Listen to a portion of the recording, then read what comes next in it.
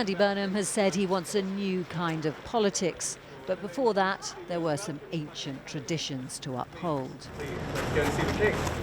The fourth Prime Minister of King Charles's reign, a king who may well have been thinking, how long will you last? Before his convoy left the palace, a man in a hurry to start exercising his powers. Clapped into Downing Street by a mass of old friends and allies, a hug for the MP who stood aside for him, for Liverpool Mayor Steve Rotherham who'd brought his grandson, even his beloved Everton represented by the legendary Peter Reid. Then stepping into the glare of the cameras at his moment of maximum political power. I have just come from Buckingham Palace, where I have accepted His Majesty the King's invitation to form a government. In doing so, I am acutely conscious that I am the sixth person in the last 10 years to walk up this street. We have not been good enough, and we need to be better. We will be. Speaking without notes and no podium and promising more than superficial change, a 10-year plan to come, but first. I can do something to give people some breathing space now, some help with the cost of living. And I will set out some of those measures starting tomorrow, including how we pay for them.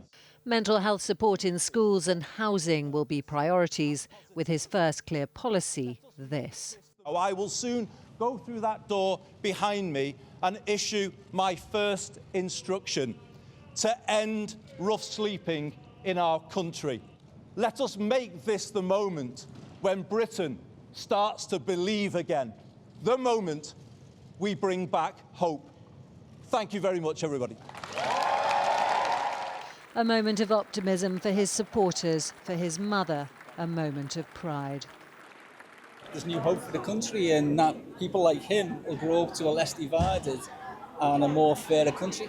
Do you think he really can deliver in a way that so many other prime ministers have failed to in recent times? He has an opportunity to change everything, to be bold. He's got 3 years. I think the circumstances of his arrival will encourage boldness. 25 years after he was first elected, Andy Burnham has got where he wanted to be. He says he knows what he wants to do with the power he now holds, and we're about to hear who he wants alongside him as he tries to deliver it. Into number 10 to deal with the tricky realities of government. First, who to axe and who to promote.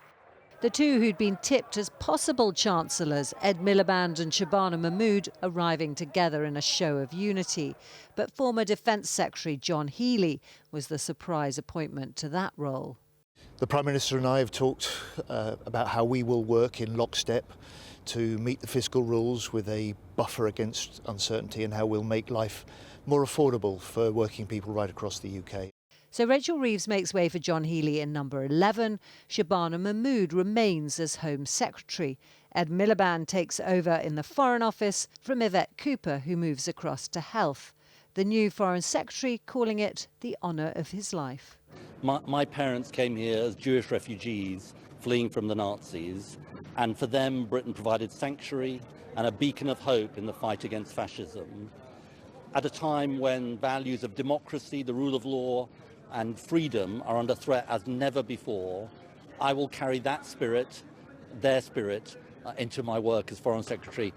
There was also a key job for Burnham ally Lou Haig, who becomes Chancellor of the Duchy of Lancaster, overseeing his agenda. And Angela Rayner is back in housing.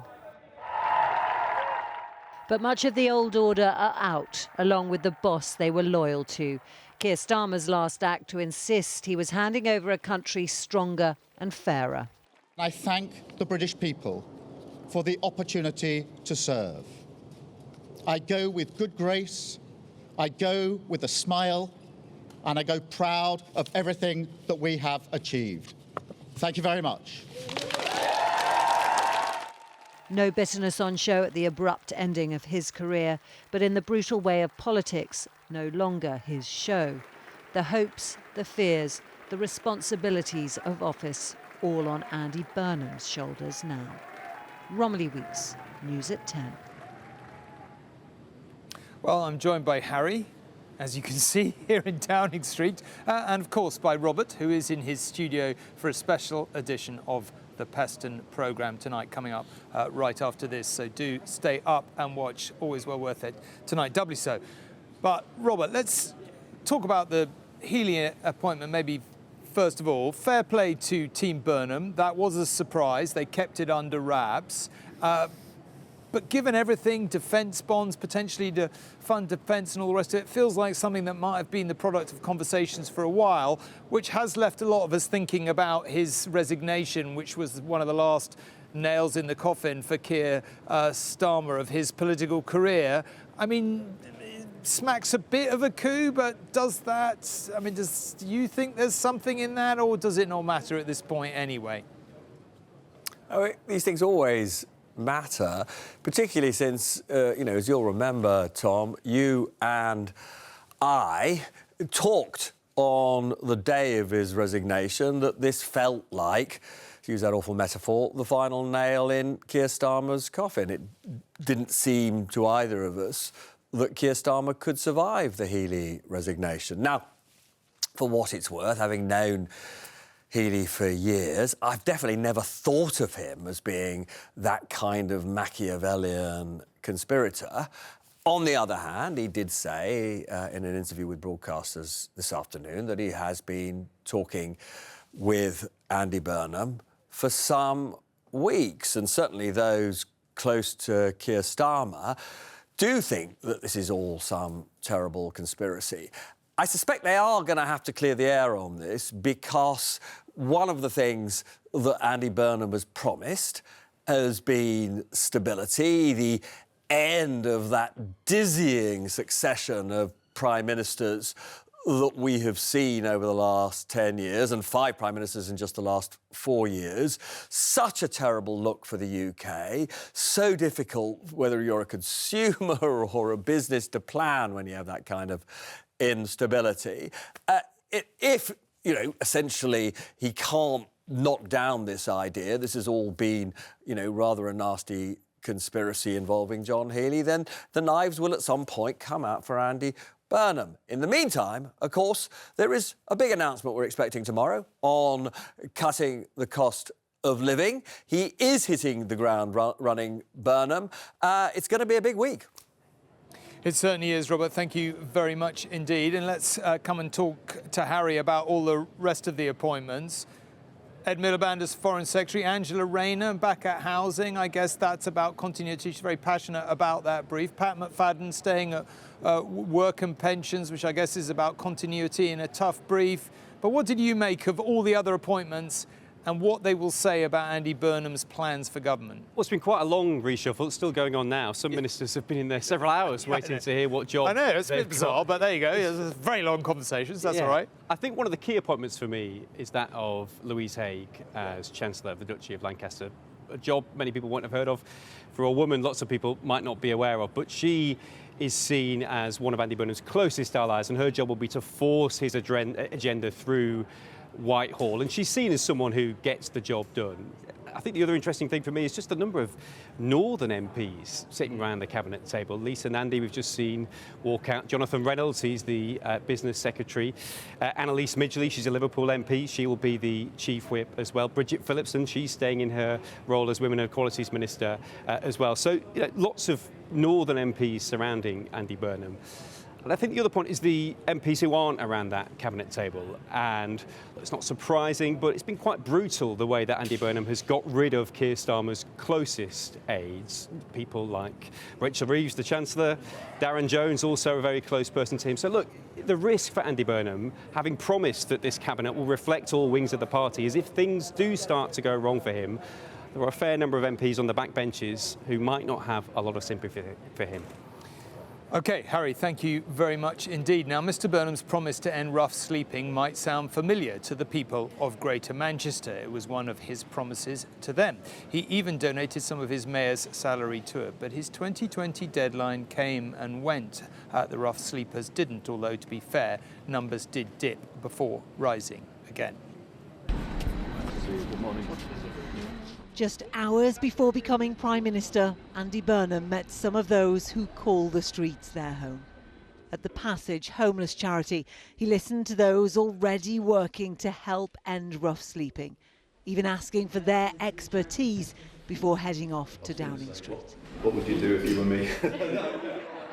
And in his first moments as Prime Minister, he echoed the same priorities he did as Greater Manchester Mayor. I will soon go through that door behind me and issue my first instruction to end rough sleeping in our country. From his early days as mayor, he donated 15% of his salary to his Bed Every Night scheme that provided 600 beds to people who'd otherwise be on the streets. In the first 4 years, rough sleeping fell by 67%. What was different about his approach to homelessness?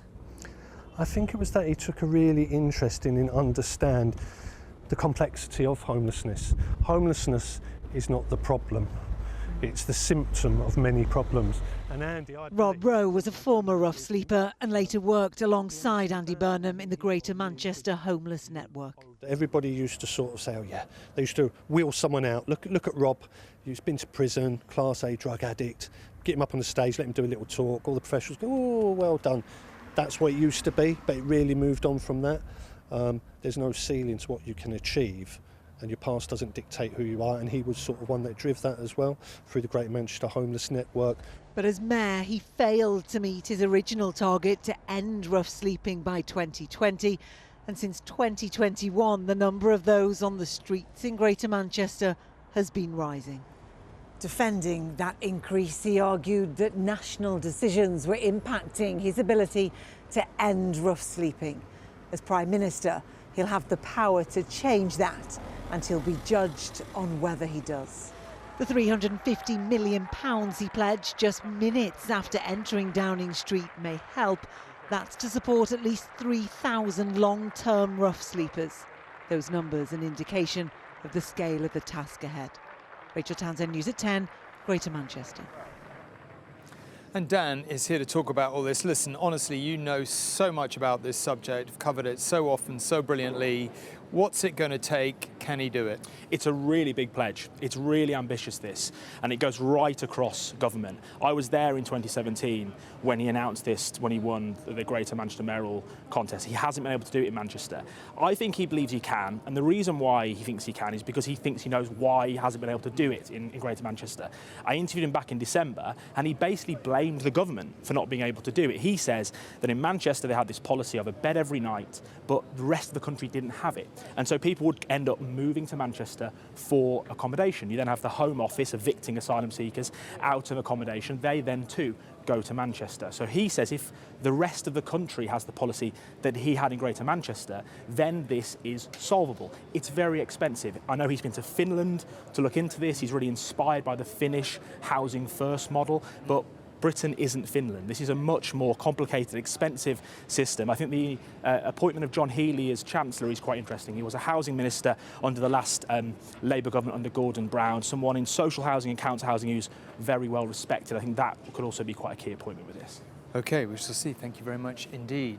Now, Andy Burnham has promised to be a Prime Minister for all people and for 4 nations. Let's hear the reaction from Scotland, Wales and Northern Ireland. Paul Riley is in Belfast. And ITV News Wales political editor Adrian Masters is at the Royal Welsh Show in both Wales. But first, let's go to our Scotland reporter, Louise Scott, who's outside Bute House, the official residence of Scotland's First Minister John Swinney. So, Louise, is this a popular appointment? First Minister had relatively positive things to say about the Prime Minister. They've not yet spoken, but there are certain issues that John Swinney is keen to speak to him about when that call comes. Top of the agenda, the cost of living and what he calls the right to choose a fresh start with independence. And the First Minister told me he's hoping to have constructive conversations on those issues. That there is big change he wishes to deliver, particularly in the governance of the United Kingdom, given that he acknowledges that Westminster has failed, and I agree with that analysis. So I want to make sure that as a result of his actions, Scotland has more powers to decide our own future. Well, more control over energy and economic issues are two of the areas the First Minister said he'd like to see the powers strengthened at Holyrood. However, when it comes to another independence referendum, Andy Burnham has previously said it's not something that he would consider. Now, the SNP may be calling today's change of Prime Minister Groundhog Day, but they can't comment too much as they have their third leader in just 3 years. Well, the big news in Northern Ireland in the last hour is the departure of Hilary Benn as the Northern Ireland Secretary of State. We don't know who will replace him, but whoever they are, they're going to have a very full in-tray. And a big challenge for Andy Burnham as Prime Minister is the fact that the Northern Ireland Executive, the devolved power-sharing government here, hasn't agreed a budget. And in fact, it's looking at an overspend of £1.5 billion. Now, the Stormont parties met the Treasury last month. The understanding is that that was a fact-finding mission for Andy Burnham and his premiership. Another big issue for Andy Burnham is the legacy legislation. That's a framework on dealing with Northern Ireland's troubled past. It appears that legislation has somewhat stalled. And of course, Andy Burnham is seen as a great devolutionist, and a lot of the parties here will be asking him to look at the reform of the Stormont institutions. Here in Wales, Andy Burnham faces an uphill struggle that you can see really here at the Royal Welsh Show. There are loads of politicians here, but very few of them are Labour.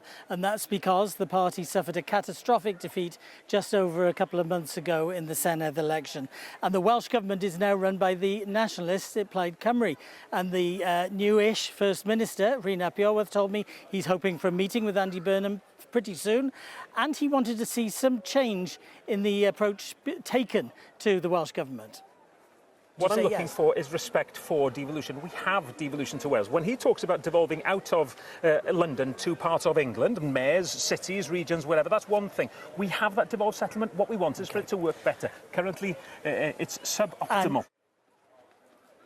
Both men use the D word a lot, devolution, but it may mean completely different things to them. To Andy Burnham, it seems at least that it means more power to communities, to councils, to directly elected mayors. To Rhys ap Iorwerth and the Welsh Government, it means strengthening the devolution settlement that we actually have here in Wales currently, which involves the Welsh Parliament, the Senedd and the Welsh Government. So while they're both talking as if they are open-minded and ready for a positive relationship, there could be tension ahead.